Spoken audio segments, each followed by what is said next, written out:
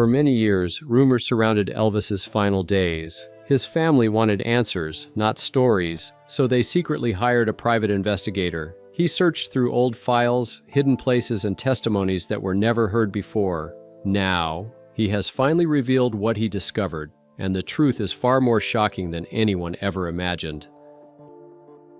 The family's hidden fears. For decades, the Presley family carried a weight that never lifted. Behind closed doors, away from cameras and fans, they lived with questions that had no answers. Every anniversary brought the same quiet ache. Every mention of that August day in 1977 reopened wounds that refused to heal. They smiled for the world, but inside their hearts, something felt unfinished and deeply wrong. Lisa Marie had been only 9 years old when she lost her father. As she grew older, certain memories haunted her. She remembered how quickly people had rushed her away that morning. She remembered the strange silence that followed, the way adults whispered and stopped talking when she entered rooms. Priscilla carried her own burden of doubt. She had been close to Elvis during those final years, despite their divorce. She knew his struggles, but she also knew his strength. Something about the official story never sat right with her soul. The family noticed small things over the years that bothered them like splinters under skin. Documents that should have existed were missing. Medical records had gaps that made no sense. People who were present at Graceland that day gave statements that did not match each other. Some changed their stories over time. Others refused to speak at all, their silence heavy with secrets they would not share.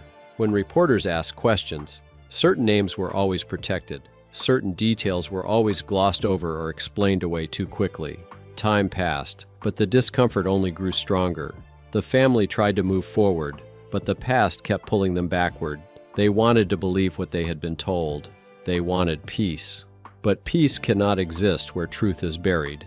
They felt trapped between honoring Elvis's memory and facing the possibility that his final hours held secrets no one had dared to expose. Then came the breaking point. A new piece of information reached them through unexpected channels. Someone who had remained silent for 40 years finally spoke. The details were shocking and specific. They described things that contradicted the official timeline. They mentioned people being in places they claimed they never were. They spoke of panic and cover-up, of phone calls made and stories quickly arranged. This information was not a vague rumor. It came with dates, times, and names that could be verified. The family felt the ground shift beneath them.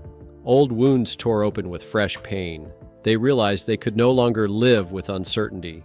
They needed answers. Real answers, not the sanitized version the world had accepted. But who could they trust? Who had the courage and skill to investigate something this sensitive, this protected by time and powerful interests? A trusted friend, someone who had known Elvis personally, made a quiet suggestion. He told them about a private investigator with an unusual reputation. This man specialized in cases others would not touch. He solved mysteries that had been deliberately buried. He found truth in places where lies had taken root for decades. He was known for his calm demeanor, his sharp observation, and his complete fearlessness when facing powerful people who preferred their secrets to stay hidden. The family arranged a meeting. They sat across from him in a private room, their faces showing years of carried pain. They looked directly into his eyes and said words that changed everything. "Find us the truth nobody else could." Their voices were steady, but their hearts were breaking.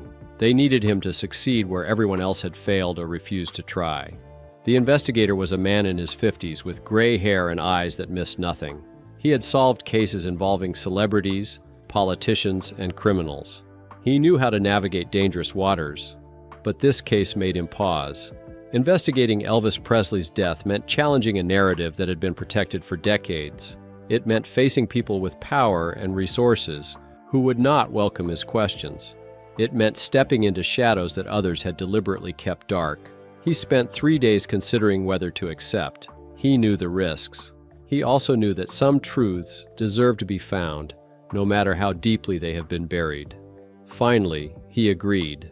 He began his work immediately, requesting every file, every medical note, every police report, and every recorded interview from that time. He gathered newspaper clippings, private letters, and photographs.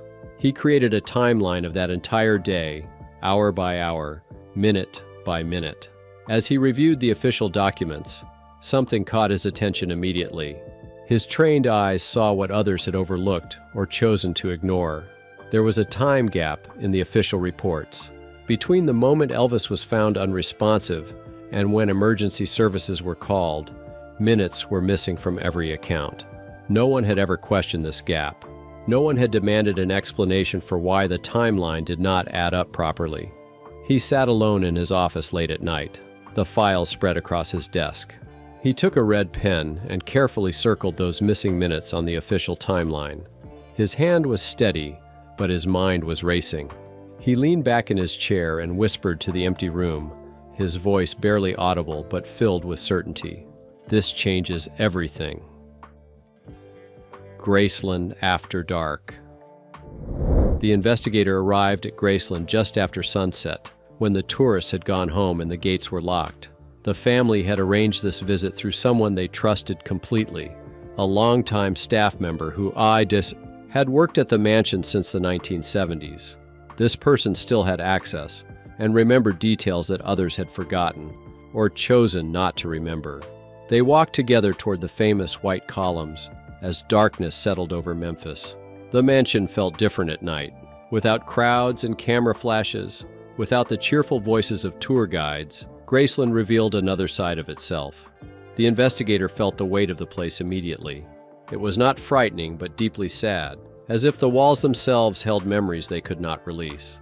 Every room seemed to whisper stories that had never been fully told. The air felt thick with secrets that refused to fade even after all these decades.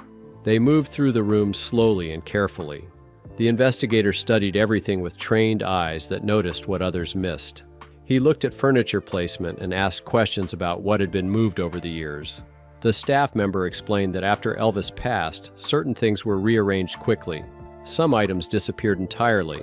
Others were placed in storage and never mentioned again. When asked why, the staff member could only shake their head. Orders had come from people with authority, and no one dared to question those orders.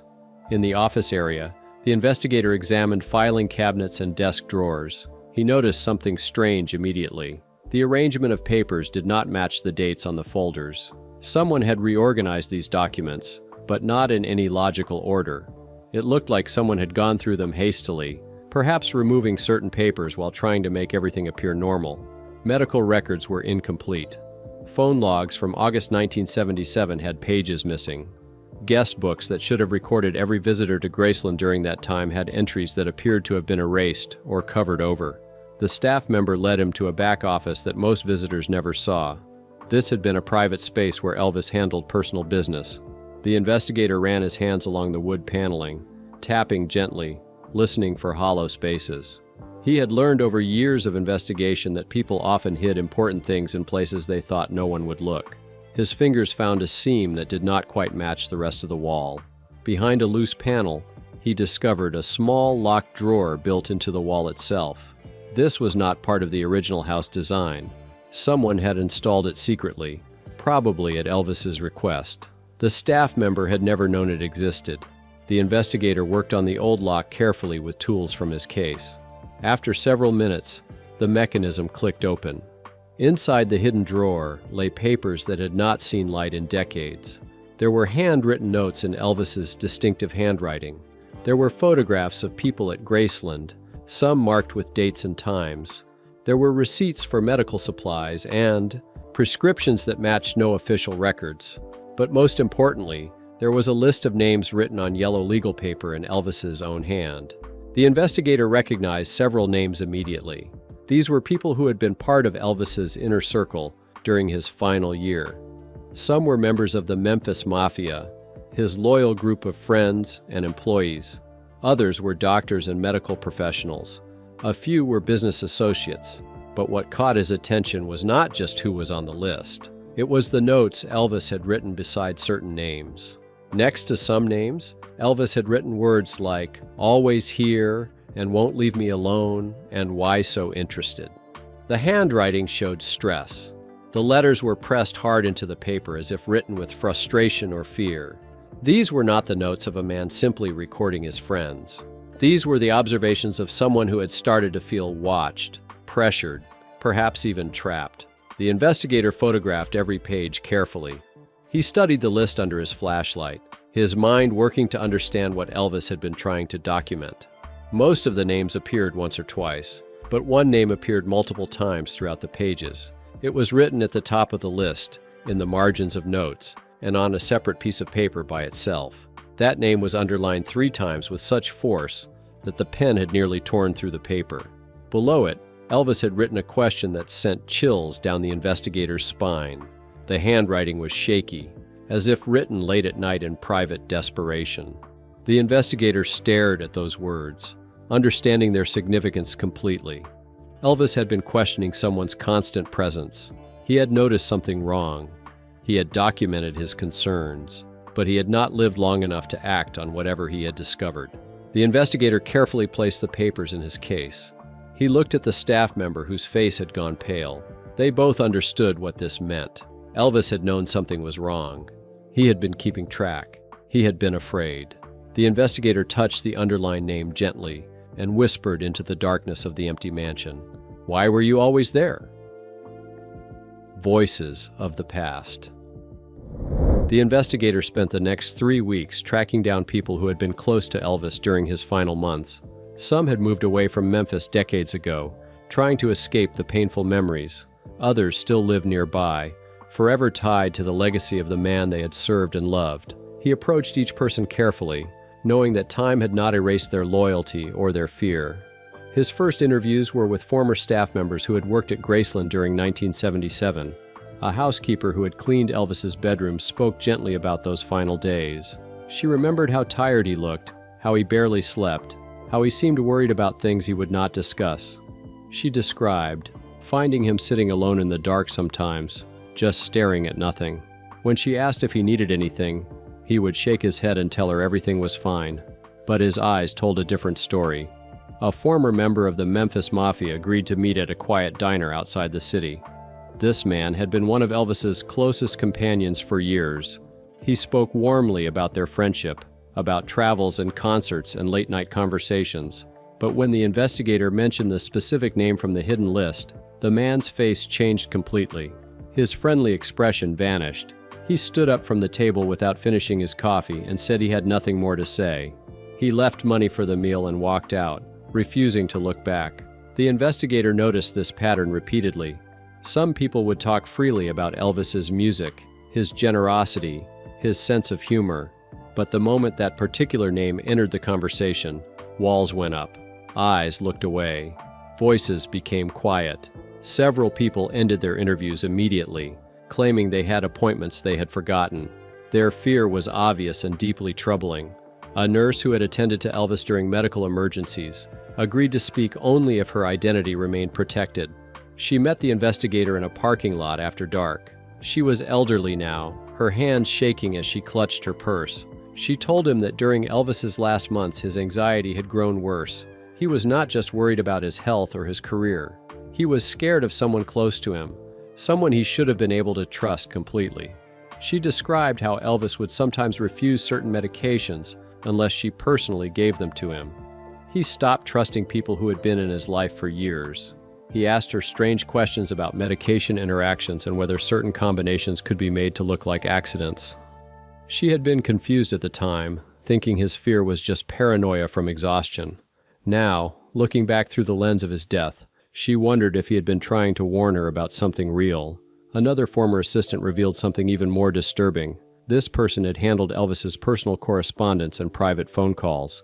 In the weeks before his death, Elvis had contacted several people outside his usual circle. He had reached out to journalists, lawyers, and even a writer he trusted. He told multiple people that he planned to share a truth that would shock the world. He said it was something that would make powerful people panic, something that could destroy reputations and possibly lead to criminal charges. The assistant did not know exactly what truth Elvis meant to reveal. He kept those details private, perhaps knowing that sharing them too soon would put others in danger. But Elvis had been determined. He said he was tired of being controlled, tired of living with secrets that made him sick. He wanted freedom, even if that freedom came with consequences. The investigator gathered these testimonies carefully, recording everything, cross-referencing dates and details. A clear picture began forming. Elvis had not passed as a simple victim of prescription medication abuse. He had been planning something that threatened people with power. He had been afraid of someone specific, and within days of preparing to speak out, he was dead. The final interview was with a former security guard who had worked the night shift at Graceland. This man agreed to meet only after the investigator promised complete confidentiality. They sat in a parked car under a bridge where no one could see them. The guard was in his 70s now, his voice rough from decades of smoking. He told the investigator that he had seen things that night that never made it into any official report. He described people arriving who were not supposed to be there, conversations held in hushed panic, items being removed from the house before police arrived. He had been ordered to forget everything he witnessed. He had been paid to stay quiet. For 40 years, he had carried this knowledge like a stone in his chest. The notebook Elvis hid. The investigator could not stop thinking about what Elvis had planned to reveal. If the king of rock and roll had been preparing to expose powerful secrets, he would have documented everything. Elvis was known for keeping personal records, writing down his thoughts, and preserving evidence of important moments. The question was where such documentation might be hidden after all these years. He returned to the trusted staff member from Graceland and asked about Elvis's personal belongings that had never been cataloged publicly. The staff member remembered something important. After Elvis passed away, Priscilla had quietly moved certain private items to secure storage, things too personal for public display or auction. Among those items was a leather notebook that Elvis carried with him constantly during his final months. Through the family's cooperation, the investigator gained access to this storage facility.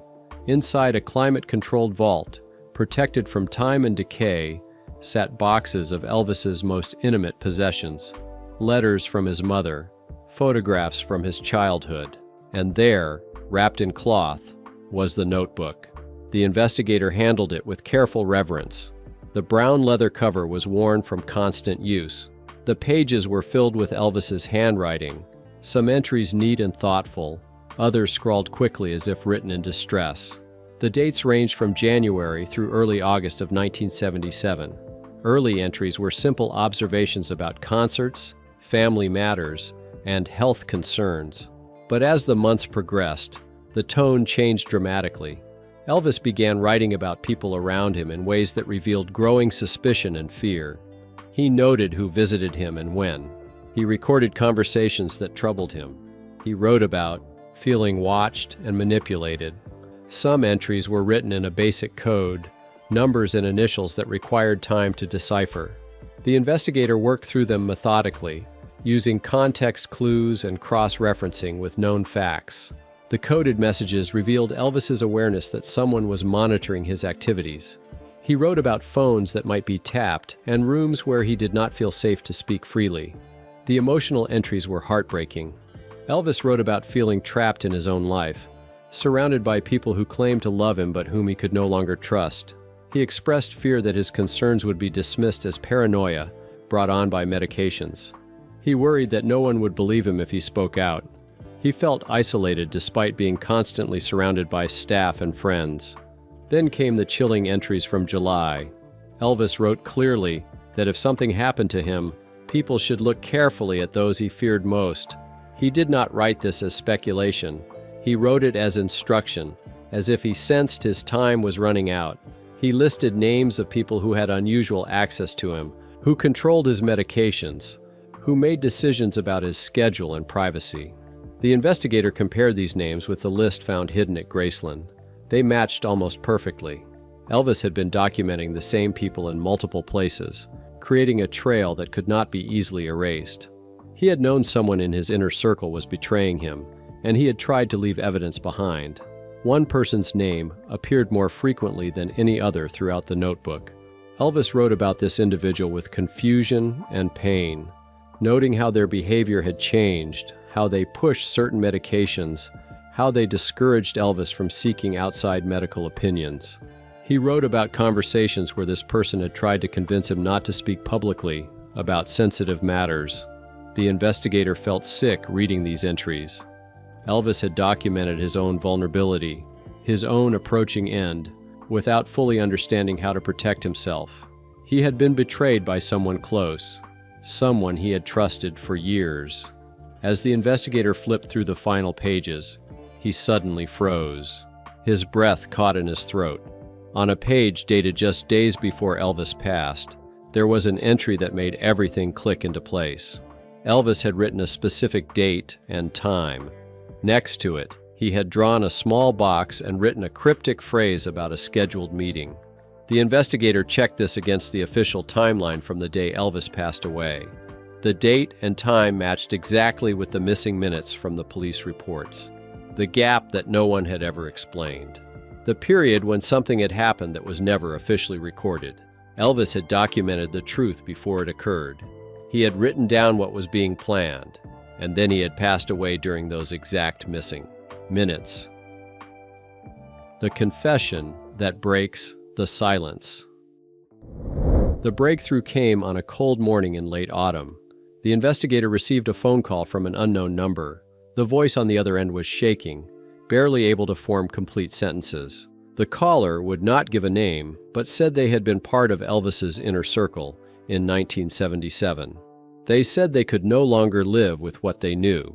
They agreed to meet in person, but only in a place where no one would recognize them. They met in a small chapel 2 hours outside Memphis. The confessor was elderly now, their face lined with decades of carried guilt. Their hands trembled as they sat in the back pew, eyes red from sleepless nights and years of silent suffering. The investigator sat beside them quietly, not pushing, simply waiting for the truth to finally break free. The confessor began speaking slowly, their voice cracking with emotion. They described the morning of August 16, 1977, in detail that could only come from someone who had been there. They had arrived at Graceland early that day, before most of the staff. Elvis had been awake all night, restless and unwell. He had called for help multiple times, saying he felt strange, that something was wrong with his body in ways he could not explain. But when Elvis asked for outside medical assistance, for doctors beyond his usual circle, someone had intervened. That person, the one whose name appeared throughout Elvis's hidden notebook, had insisted that Elvis was simply anxious and tired. They had convinced others that calling additional help would create unnecessary drama and media attention. They had assured everyone that Elvis just needed rest and his regular medications. The confessor explained that this person had control over Elvis's medical care in ways that seemed helpful but were actually dangerous. They decided which doctors Elvis saw. They managed his prescriptions. They were present during almost every medical consultation, often speaking for Elvis even when he was capable of speaking for himself. Over time, this person had isolated Elvis from medical professionals who might have questioned the treatment he was receiving. On that final morning, Elvis had been in real distress. The confessor had seen it clearly. Elvis had begged for help, his eyes showing fear that went beyond physical pain. He had said he felt like something terrible was happening inside his body, but instead of immediate emergency response, there had been delays. Phone calls were made to the controlling individual first, before any call to emergency services. Precious minutes were lost while people waited for instructions from someone who should not have had that authority. The confessor described the chaos that followed. When Elvis was finally discovered unresponsive, the scene had been disturbed before paramedics arrived. Medications were moved or removed. People who should not have been present were suddenly there, touching things, rearranging items. The timeline was immediately confused, with different people giving different accounts of when Elvis was found and when help was called. The investigator listened with growing horror as the confessor explained how the official story was shaped in the hours after Elvis passed away. Certain individuals had met privately and agreed on what would be reported. They had decided together which details to emphasize and which to omit entirely. Medical records were edited to support the narrative of accidental overdose, removing evidence of the delays and the interference with proper care. The confessor admitted their own guilt, with tears streaming down their weathered face. They had remained silent because they were afraid of legal consequences, afraid of powerful people who had threatened them, afraid that speaking out would destroy their own life without bringing Elvis back. But 40 years of silence had been its own form of death, eating away at their soul until nothing remained but the need to finally tell the truth. The investigator sat in stunned silence as all the pieces fell into place. The missing minutes in the timeline were the period when Elvis was in crisis, but help was deliberately delayed. The altered records covered up who had been present and what decisions they had made. The fear in Elvis's notes reflected his growing awareness that someone close to him was controlling his life in dangerous ways, everything connected with terrible clarity. The confessor looked directly into the investigator's eyes, their gaze intense despite their tears. They spoke words that carried both warning and challenge. They said that exposing this truth would destroy reputations, end careers, and possibly lead to criminal investigations of people who still had power and resources. They asked if the investigator was prepared for that level of consequence, if he was willing to burn down the carefully constructed world that had protected these secrets for decades. The investigator did not hesitate. He responded that truth was not negotiable. Elvis deserved justice. His family deserved answers. History deserved accuracy. No amount of power or protection could justify allowing lies to stand as fact. He gathered every piece of evidence methodically. The hidden list from Graceland, the testimony from frightened witnesses, the notebook with its coded warnings and documented fears, the confessor's detailed account, the timeline discrepancies, the medical record inconsistencies. He compiled everything into a comprehensive report that left no room for doubt or alternative interpretation. He requested a private meeting with Elvis's family. Priscilla, Lisa Marie, and other close relatives gathered in a secure location, knowing they were about to hear something that would change everything they thought they knew. The investigator presented his findings gently but completely, holding nothing back. Their reactions filled the room with raw emotion. Priscilla wept quietly, her suspicions of 40 years finally validated. Lisa Marie experienced waves of shock and anger, realizing her father had passed not from his own failures, but from betrayal by someone he trusted. Other family members struggled to process the magnitude of what had been hidden from them and from the world. But alongside their heartbreak came something else. Relief. The questions that had haunted them for decades finally had answers. The instinct that something was wrong had been correct all along. Elvis had not simply given up or lost control. He had been trapped, manipulated, and ultimately failed by people who should have protected him. The family made their decision together. The world deserved to know the real story. Too many years had passed with lies accepted as truth.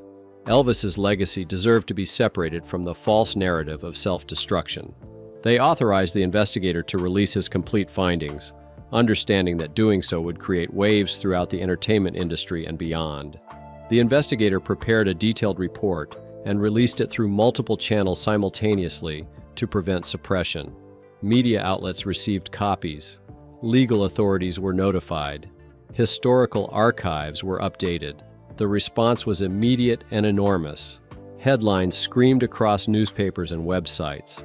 Television programs devoted hours to analyzing the revelations. The public reacted with shock, anger, and demand for accountability. Calls for official investigations began immediately. People whose names appeared in the evidence faced questions they could no longer avoid, and the carefully maintained story of Elvis's death crumbled under the weight of documented truth.